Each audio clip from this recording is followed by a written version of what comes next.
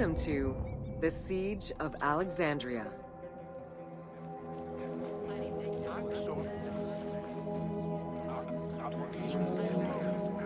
Among the collection of writings attributed to Julius Caesar are his descriptions of the Siege of Alexandria, the Gallic Wars, and the commentaries on the Civil War.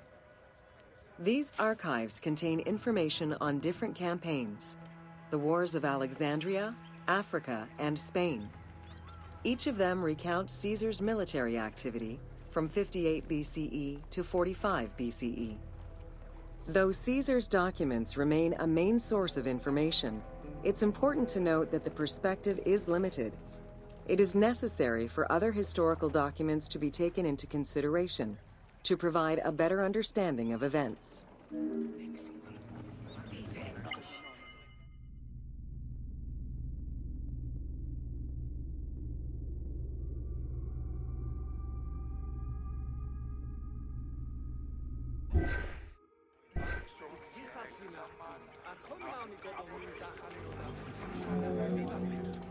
The Siege of Alexandria closely relays the events of the Civil War that led up to the event and describes how Caesar was besieged in the palace of the Ptolemies. Other ancient authors have left equally valuable and sometimes contradictory information.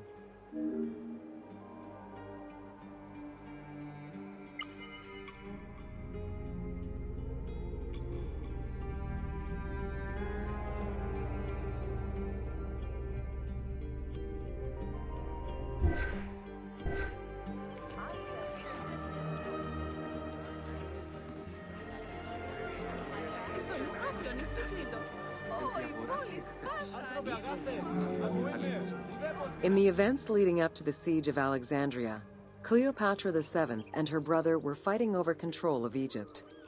Young King Ptolemy XIII's regent, Pothinus, had firm control over the young pharaoh, and an outmaneuvered Cleopatra soon went into hiding. This set the stage for Pompey's arrival in Alexandria. Having lost his battle against Caesar in 48 BCE, the Roman general turned to his allies, the Egyptians, for safe harbor. But on the advice of Pothinus, Ptolemy XIII had Pompey assassinated in the hopes of earning Caesar's favor. This would turn out to be a most unfortunate decision.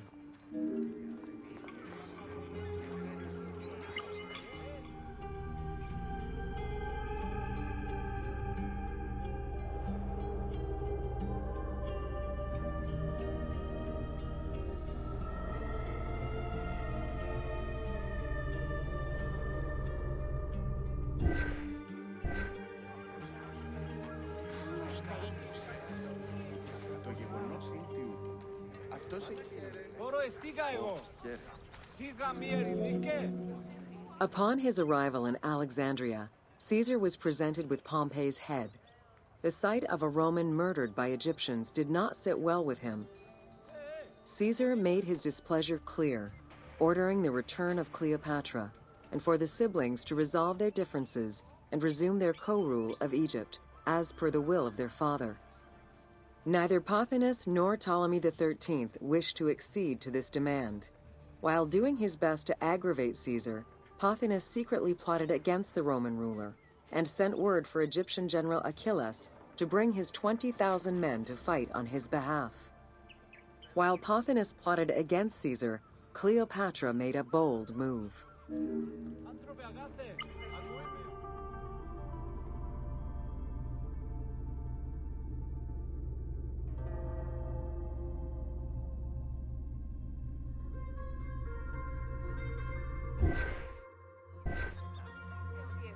Καλάτε σου, φορένθεν.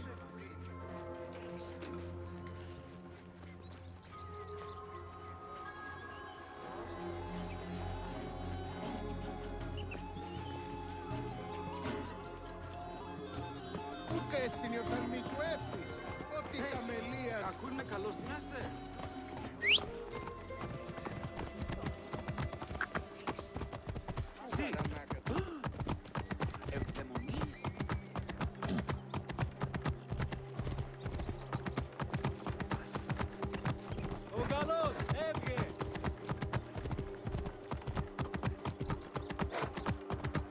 Hey!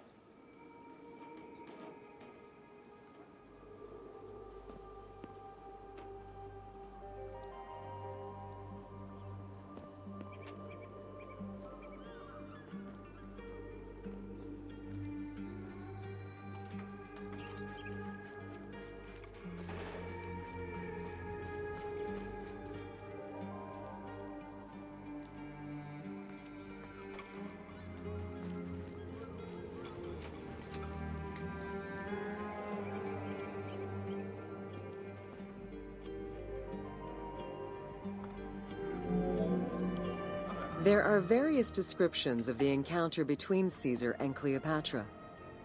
One report states that she snuck into the palace alone at night. Another account claims she was accompanied by an ally and was brought inside the palace wrapped in a carpet bag.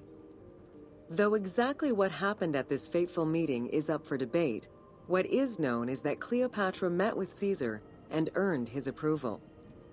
Pothinus and Ptolemy XIII were most vexed with this turn of events.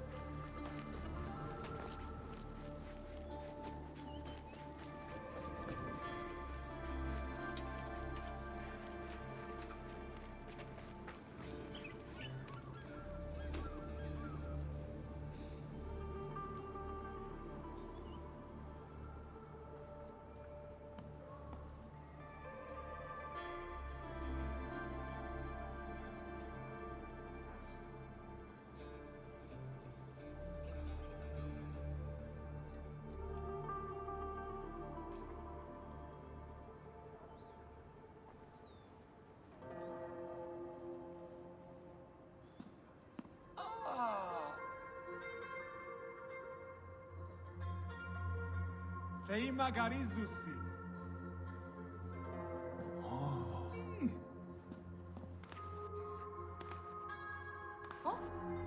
Αληθώς είστε?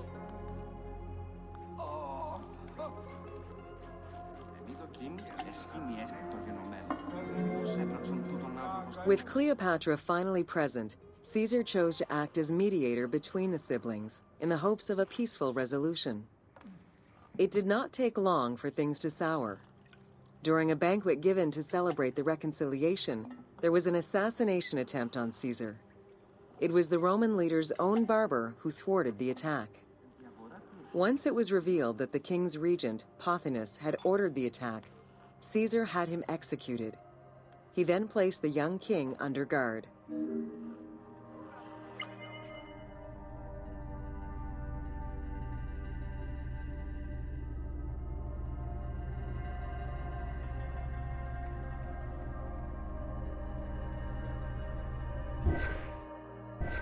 Άου καθογίγνωσκες, εγώ συλλέξω. Ίδιον χαρού κάνετε. Την κάθε με τα σπήλας. Θάλασσα χέστης, γίνει αυτός. Πάση ώρα. Πολλά αγαθά εύξομαι.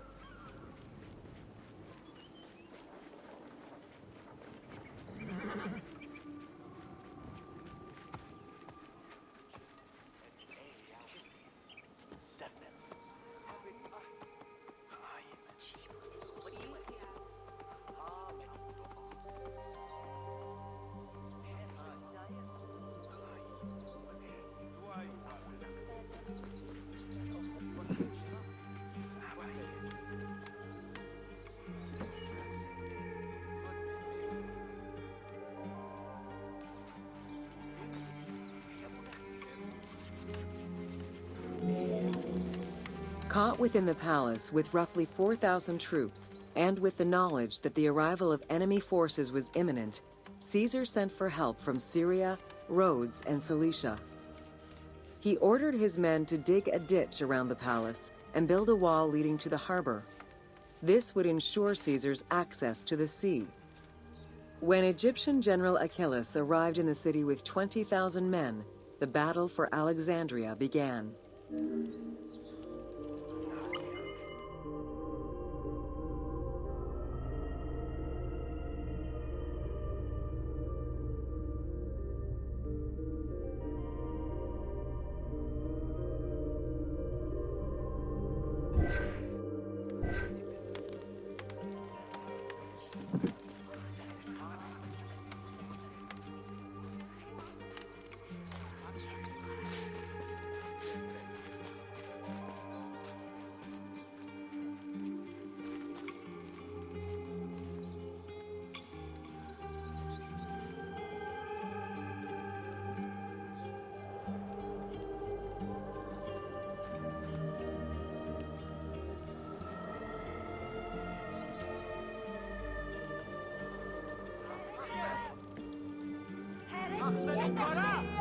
With so few men at his disposal, Caesar could not risk a battle just yet.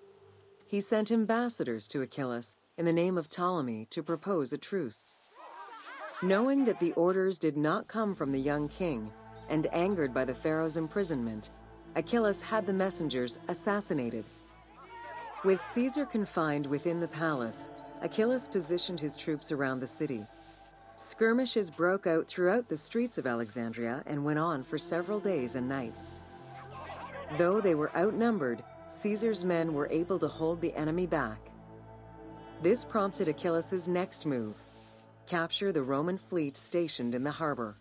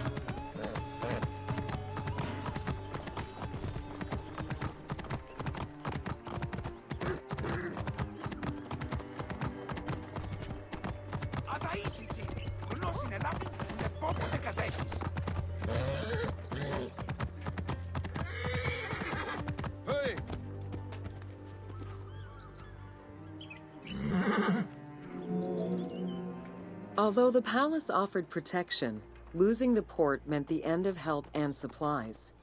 Caesar knew he had to protect the fleet.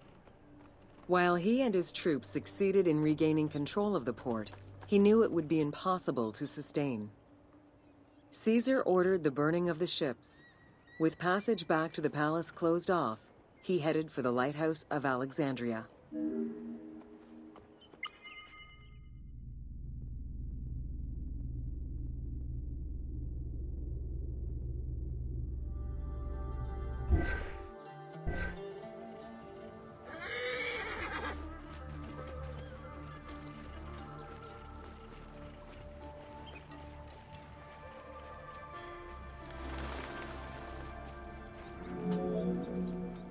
Fighting their way through the Egyptian troops, Caesar and his men eventually reached Pharis Island.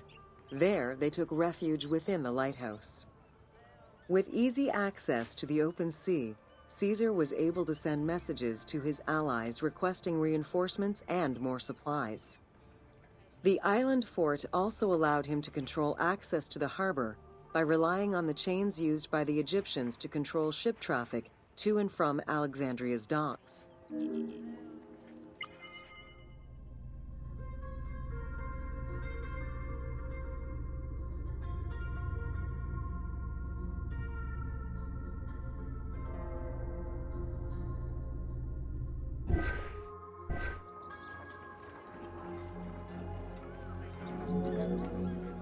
The exact chronology of events during the war in Alexandria remain imprecise. Conflicting accounts raise questions as to when, and even if, the Great Library of Alexandria was burned down at all. One account states that during the fighting, docks and warehouses were burned, and this was the fire that spread to the library. In another account, when Achilles cut off the harbor, Caesar had to leave the safety of the palace to defend his ships. As the enemies battled across the port, their arsenals set ships ablaze, and this destruction spread to the library.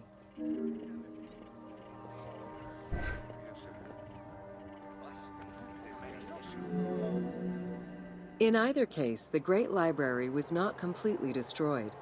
Experts point out that its location was too far from the harbor, and much later texts refer to the Great Library as being intact. Warehouses near the harbor contained manuscript copies awaiting export, and it is more likely that these documents were destroyed than the Great Library itself.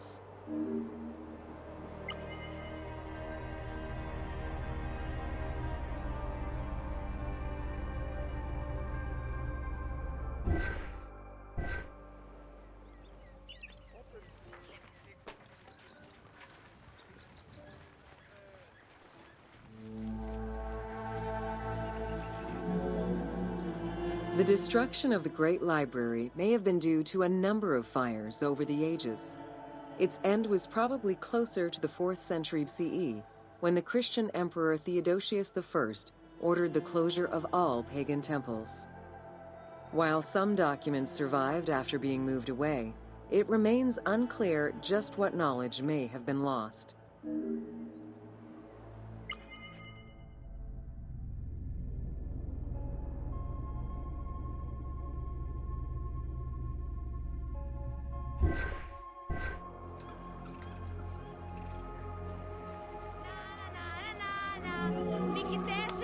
Where there are accounts of Achilles being in control of the battle against Caesar, it appears that instead Cleopatra's sister, siding with her brother, had him killed and put her ally Ganymedes in his place. Ganymedes proved a valuable tactician for the Egyptian side. It was his idea to cut Caesar's access to the harbor, thus trapping Caesar at the palace.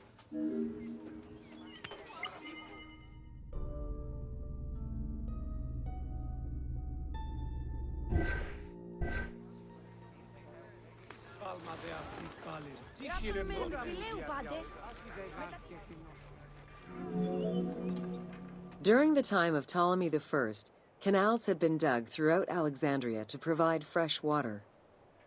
Ganymedes had his men take control of these canals. After isolating their own water supply, he had his men pour salt water into the canals and cisterns that led to Caesar's camp.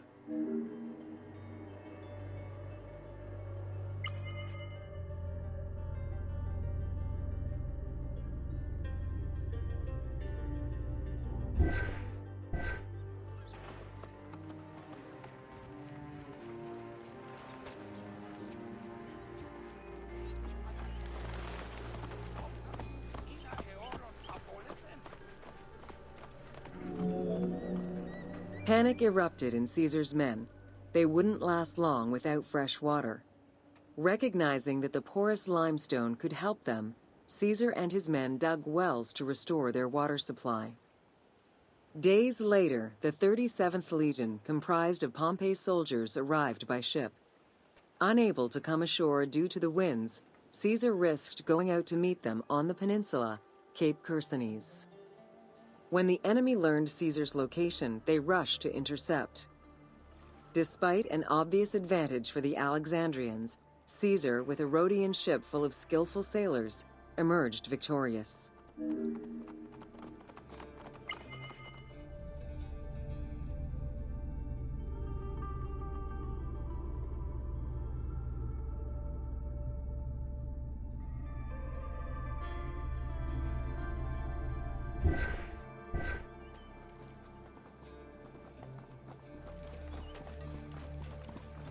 Πού καίστην η οφθαλμή σου εύθης, ο της αμελίας.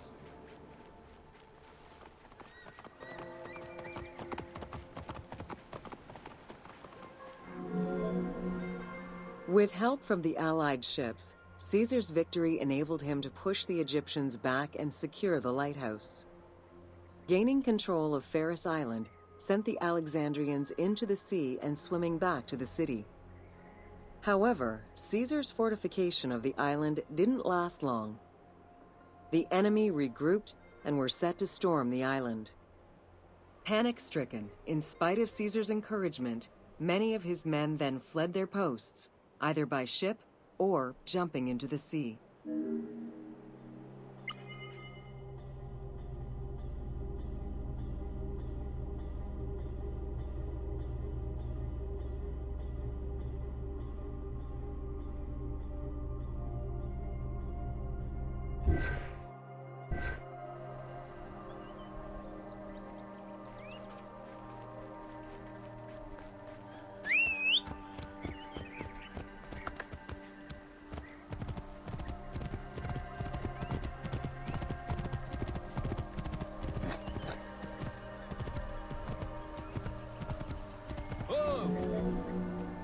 Caesar attempted to retreat, but Port Eunostos' harbor was overrun with enemy ships, preventing escape. Reportedly, Caesar gathered his papers and leapt overboard in an attempt to swim to an Allied ship farther out. Historian Cassius Dio claimed that Caesar would have drowned if he hadn't been able to remove his purple garment. Still, he managed to swim the distance and survive. The Alexandrians recovered the cloak and used it as a trophy to commemorate the Roman debacle.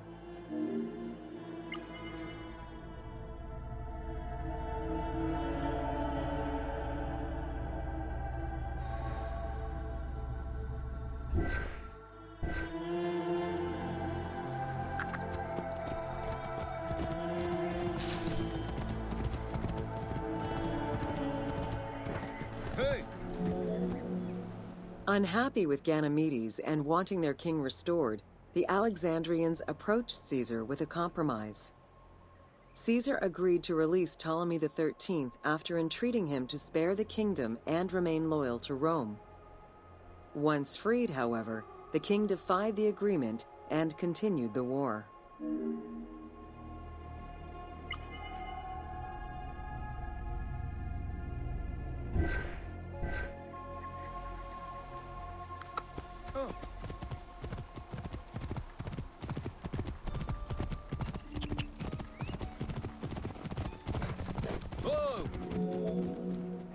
By this time, a faithful ally of Caesar's, Mithridates, arrived in Egypt, clashing with Ptolemy's troops at Pelusium. Outnumbering the enemy, Mithridates secured the region between Pelusium and Alexandria. Ptolemy, warned of Caesar's ally marching on Alexandria, sent his troops to prevent passage over the river.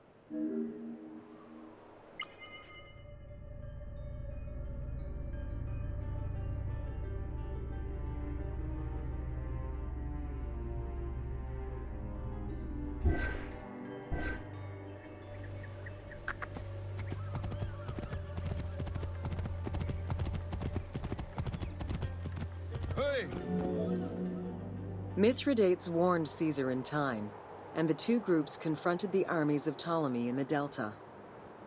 In the Battle of the Nile, the Romans gained the upper hand, sending the Egyptians fleeing. In the tumult and panic, King Ptolemy XIII drowned in the Nile.